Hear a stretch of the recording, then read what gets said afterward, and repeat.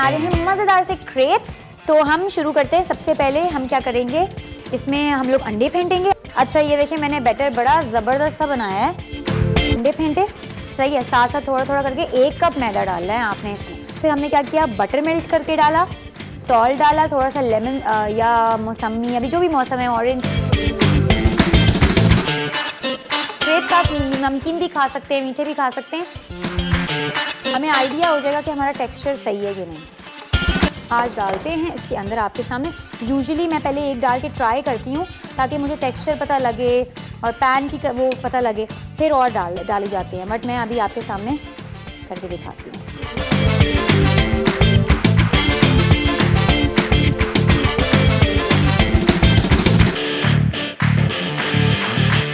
हल्की आंच पे ना पकेगा। फिर क्या होगा, जब ये थोड़ा सा पकना शुरू होगा ना, ये ऑटोमेटिकली जिसकी साइड्स है ना, ये उठना शुरू हो जाएंगी, ये साइडों से ब्राउन हो जाएगा।